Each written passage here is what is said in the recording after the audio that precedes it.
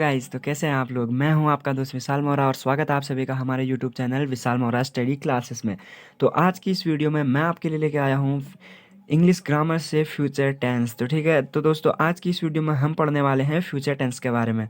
तो चलिए video start करते हैं। वीडियो स्टार्ट करने से पहले गाइज, अगर आप हमारे चैनल पर नए हैं तो प्लीज़ चैनल को सब्सक्राइब कीजिए, लाइक कमेंट और ज़्यादा से ज़्यादा शेयर कीजिए ताकि नॉलेजेबल वीडियोस आपके दोस्तों तक भी सबसे जल्दी पहुंच सके। और प्लीज़ बेल आइकन प्रेस कर दीजिएगा ताकि मेरी आने वाली सबसे पहली वीडियो आप तक पहुंच सके। तो चलिए गाइज वीडियो स्टार्ट करते हैं। तो आज का टॉपिक है हमारा फ्यूचर टेंस। तो देखते हैं गाइज फ्यूचर टेंस क्या होता है। फ्यूचर टेंस वो होता है कि जब किसी वाक्य के अंत में हमको गा गे गी मिलता है, ठीक है। तो जो फ्यूचर टेंस है उसका नॉर्मली हम उसको कह सकते हैं कि जब हमें किसी वाक्य से किसी सेंटेंस से ये पता चलता है कि वो कार्य वो वर्क जो है वो फ्यूचर में होने वाला है, भविष्य में होगा, ठीक है। फ्यूचर टेंस मतलब भविष्य काल। तो अगर हमें किसी सेंटेंस से पता चलता है कि वो कार्य फ्यूचर में होने वाला है तो वो फ्यूचर टेंस है हमारा, ठीक है। तो देखिए जैसे एक एग्जांपल लिख लेते हैं हम। पहला एग्जांपल है हमारा, मैं तुम्हें याद करूँगा। तो देखिए गाइस, ये जैसे हमारा एक सेंटेंस है, मैं तुम्हें याद करूंगा, ठीक है। तो इस सेंटेंस से हमें क्या पता चल रहा है, मैं तुम्हें याद करूंगा, बाद में करूंगा, अभी नहीं कर रहा है, वो फ्यूचर में करने वाला है, याद करूंगा, ठीक है। मैं तुम्हें याद करूंगा, फ्यूचर में करेगा वो याद। तो देखिए हम इसको कैसे लिखेंगे, आई सेल मिस यू। तो देखिए गाइस, अब जो है हम पहले पढ़ लेते हैं। ये देखिए आप इस सेंटेंस से आपको पता चल गया होगा कि ये हमें फ्यूचर में कैसे पता चलने वाला है। तो इसी तरह से हमें अगर आपको सेंटेंस दिया है तो आप पता कर सकते हैं कि वो फ्यूचर में होने वाला है। मैं तुम्हें याद करूंगा, फ्यूचर में याद करने वाला है वो, ठीक है। तो अब देखते हैं हम इसका इंडेफिनिट, ठीक है। जो फ्यूचर इंडेफिनिट है हमारा, फ्यूचर इंडेफिनिट देखेंगे हम।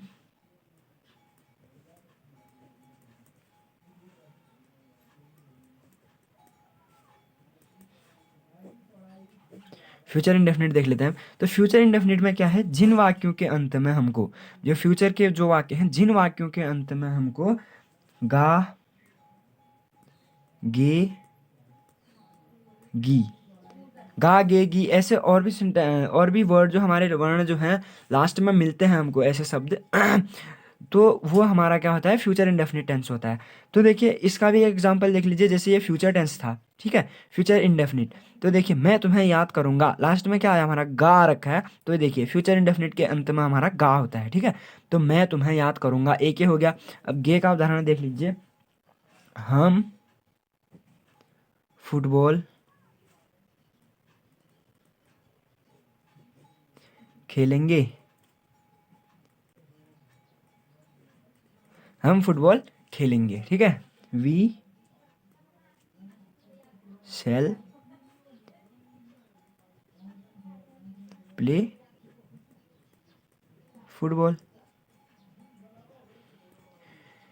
वी शैल प्ले फुटबॉल, ठीक है। तो देखिए हम फुटबॉल खेलेंगे। तो देखिए इसके लास्ट में भी क्या आया, गे आ गया, गा आ गया और गी का हो गया। जैसे वैसे बता देता हूँ आपको थ्योरिकली। तो देखिए जैसे नेहा खाना पकाएगी, ठीक है, पकाएगी, नेहा खाना पकाएगी, ठीक है।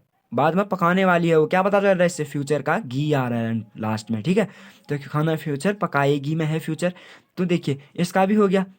तो फिर देखिए गा आगेगी, ऐसे सेंटेंस आ गए। तो ये हो गया हमारा फ्यूचर इंडेफिनिट। तो अब देखते हैं फ्यूचर इंडेफिनिट में हम वाक्य को ट्रांसलेट कैसे करने वाले हैं। देखिए गाइस, जो फ्यूचर इंडेफिनिट है उसके वाक्यों के अंत में, तो हमारे सेंटेंस के अंत में गा गे गी आने वाला है। अब ये पता होना चाहिए हमें कौन से वर्ब की फॉर्म लगने वाली है और हमारी हेल्पिंग वर्ब क्या होने वाली है, ठीक है। तो देखते हैं फ्यूचर इंडेफिनिट में हेल्पिंग वर्ब क्या होती है और वर्ब की कौन सी फॉर्म यूज की जाती है। तो देखिएगा इस क्या होता है कि जो फ्यूचर टेंस है हमारा, फ्यूचर इंडेफिनिट है, उसमें हमारी वर्ब की हमारी जो है वो फर्स्ट फॉर्म ही लगती है, ठीक है। तो इसमें हमारी वर्ब की फर्स्ट फॉर्म यूज होती है, ठीक है। वर्ब की फर्स्ट फॉर्म यूज करने वाले हैं हम फ्यूचर इंडेफिनिट में, ठीक है। फ्यूचर इंडेफिनिट में वर्ब की फर्स्ट फॉर्म यूज होने वाली है। और उसके बाद जो हमारा आई और वी है, आई और वी के साथ हमारा हेल्पिंग वर्ब क्या होने वाली है, सेल, ठीक है। आई और वी के साथ हमारी हेल्पिंग वर्ब है सेल। और जो भी बचते हैं हमारे ही, सी, इट, यू, इट सी, ये जो भी हमारे, इसमें हमारी हेल्पिंग वर्ब होने वाली है विल, ठीक है। तो तो अब देखिए क्या था कि फ्यूचर इंडेफिनिट में हमारे सेंटेंस के एंड में क्या आ रहा था, गा गे गी जैसे सेंटेंस आ रहे थे, ठीक है। गा गे गी हम आ रहा था उसके बीच में वाक्यों के अंत में। तो और उसमें वर्ब की फर्स्ट फॉर्म यूज करेंगे हम, और आई और वी के साथ सेल का यूज होने वाला है। ही सी इट यू, और आई और वी के अलावा जो भी हेल्पिंग वर्ब बचते हैं हमारे उसके साथ विल का प्रयोग होने वाला है। तो अगर हिंदी में सेंटेंस कोई भी आता है तो जैसे एक और एग्जांपल बना लेते हैं हम इसमें। एग्जांपल देखिए आप, हम वहाँ जाएंगे, हम वहाँ जाएंगे, ठीक है। देखिए आपको पता कैसे चलेगा कि ये फ्यूचर इंडेफिनिट में है, देखिए कैसे पता चलता है, जाएंगे लास्ट में गा गे गी आता है ना फ्यूचर इंडेफिनिट के, तो इसमें क्या है, गे आ रहा है, हम वहाँ जाएंगे। तो फिर देखिए हम का हो गया आपका वी, और इसमें वी के साथ हेल्पिंग वर्ब कौन सी लगती है, सेल लगता है, वी सेल वहाँ जाएंगे, गो देयर। देखिए वर्ब की हमारी फर्स्ट फॉर्म ही लगेगी, गो दियर ही होगा, गो आएगा, ठीक है। वर्ब की फर्स्ट फॉर्म ही यूज की जाएगी।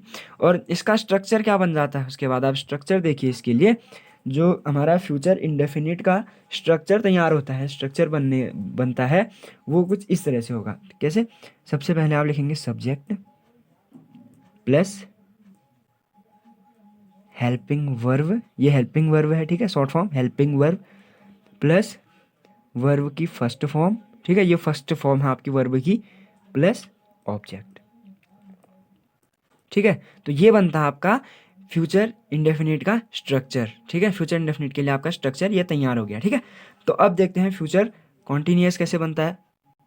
तो देखिएगा ये जब क्या है, फ्यूचर कॉन्टिन्यूअस, फ्यूचर कॉन्टिन्यूअस वो सेंटेंस होते हैं जिनसे, फ्यूचर कॉन्टिन्यूअस वो टेंस है जिससे हमें ये पता चलेगा कि कोई भी कार्य फ्यूचर में होगा और जारी रहेगा, होते रहेगा, वो फ्यूचर में भी होते रहेगा।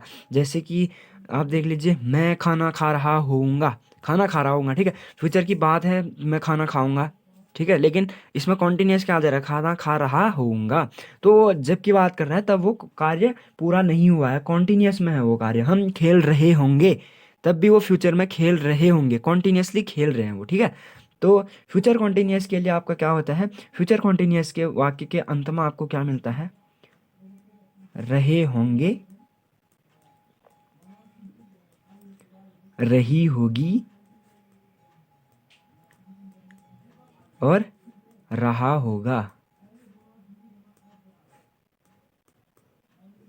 ठीक है। इस टाइप के लास्ट में आपको शब्द मिलने देखने को मिलेंगे, रहा होगे, रहे होंगे, रहा, रही होगी, रहा होगा, ठीक है। तो इस टाइप के आपको वहाँ पे लास्ट में शब्द मिलने वाले हैं। तो फिर देखिए फ्यूचर कॉन्टिन्यूअस में हमारा क्या होता है, फ्यूचर कॉन्टिन्यूअस की हमारी जो भी हेल्पिंग वर्ब है, फ्यूचर कॉन्टिन्यूअस में आपकी हेल्पिंग वर्ब हो जाती है विल, वही रहेगी आपकी फ्यूचर इंडेफिनिट की ही रहेगी, बस इसके साथ बी लग जाएगा, विल बी और सेल बी, ठीक है।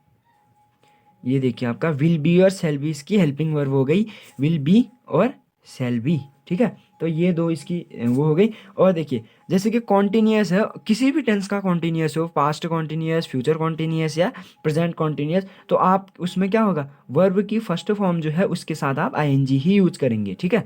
तो ये आपकी वर्ब की फॉर्म हो गई, ठीक है। तो आपको ये तीन चीज़ ध्यान रखनी है, रहे होंगे, रहा होगी, रही होगी, रहा होगा, और वर्ब की फर्स्ट फॉर्म में आईएनजी लगेगी, हेल्पिंग वर्ब है विल बी, शैल बी। और फिर से देख लीजिए इसका एक आई जो विल बी जो है वो उन्हीं के साथ लगेगा जैसा कि हमारा फ्यूचर इंडेफिनिट में था, पहले बताया आपको, आई और जो वी है उसके साथ आपका प्रयोग होगा अभी भी सेल बी, ठीक है, आई और वी के साथ सेल बी।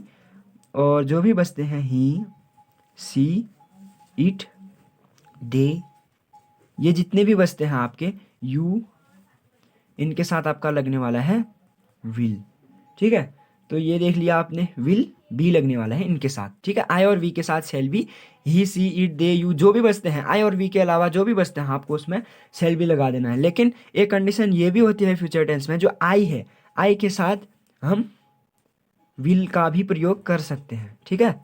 लेकिन इस विल बी का प्रयोग भी कर सकते हैं, विल का प्रयोग भी कर सकते हैं, या इसके बाद जो हेल्पिंग वर्ब आने वाला है आई के साथ हम विल का भी प्रयोग कर सकते हैं। लेकिन कब, उसके लिए एक स्पेशल कंडीशन होती है, जब आपको ऑर्डर दिया हो, आदेश, प्रॉमिस या चेतावनी देनी हो, या फिर दृढ़ इच्छा से किसी वाक्य को दर्शाना है आपने, ठीक है। दृढ़ इच्छा हो गई, क्या क्या बताया, आदेश, वादा, ऑर्डर मतलब ऑर्डर, प्रॉमिस, चेतावनी हो गई, आपका दृढ़ इच्छा है, इनको दर्शाना है तो आप आई तथा वी के साथ विल और उसमें शेल का प्रयोग कर सकते हैं। ठीक है, तो आई के साथ तब आप विल लगा सकते हैं जब क्या हो, प्रॉमिस हो, चेतावनी हो, ऑर्डर आदेश हो, आपको दृढ़ इच्छा दिखानी हो, तो आई के साथ आप विल का प्रयोग कर सकते हैं। ठीक है, तो चलिए फ्यूचर कॉन्टिन्यूअस का एक एग्जाम्पल कर लेते हैं हम। फ्यूचर कॉन्टिन्यूअस के लिए एक एग्जाम्पल देखिए,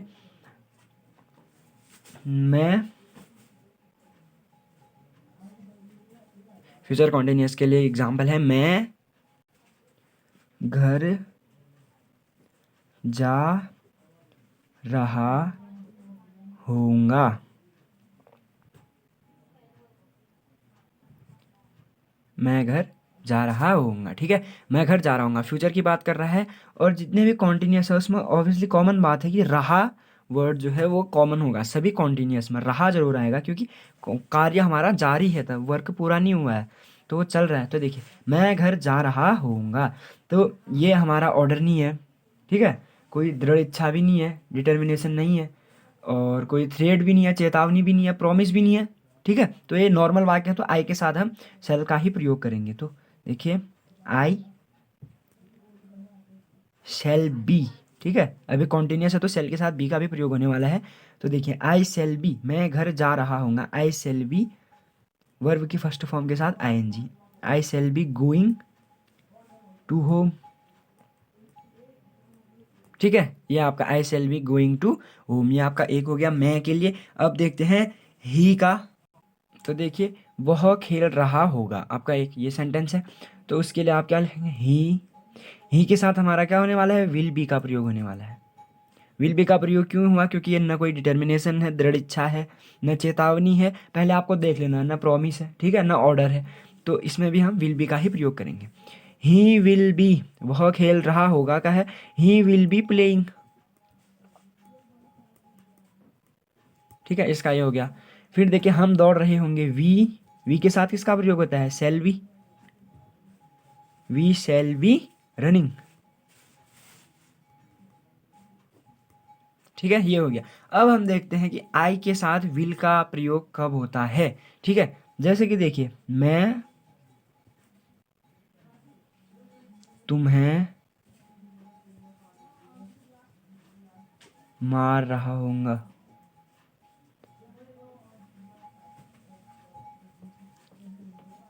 ठीक है, जब ये मैं तुम्हें मार रहा हूँगा, क्या मतलब क्या है, चेतावनी। ठीक है, किस तरह की चेतावनी, जान से मारने के लिए कह रहा है वो। ठीक है, मैं तुम्हें जान से मार दूंगा वाली बात आ रही है इस पे, मैं तुम्हें मार दूंगा। ठीक है, मार रहा हूँगा। ठीक है, ये चेतावनी दे रहा है, तो चेतावनी में आई के साथ किसका प्रयोग होता है, आई का, I will be killing you, I will be killing you, मैं तुम्हें मार रहा हूँ। ठीक है, जान से मारने की बात चल रही, मैं तब तुम्हें जान से मार रहा हूँ। ठीक है, मैं, या जैसे देखिए मैं तुम्हें मार रहा हूँ, यहाँ पे आप लगा लीजिए मैं तुम्हें इस वक्त मार रहा हूँ, इस समय मार रहा हूँ, क्योंकि क्या है, I will be killing you at this time. ठीक है, मैं तुम्हें इस टाइम पे मार रहा हूँ। ठीक है, तो अब देखिए फ्यूचर कॉन्टिन्यूअस के लिए हमारा स्ट्रक्चर क्या बन रहा है।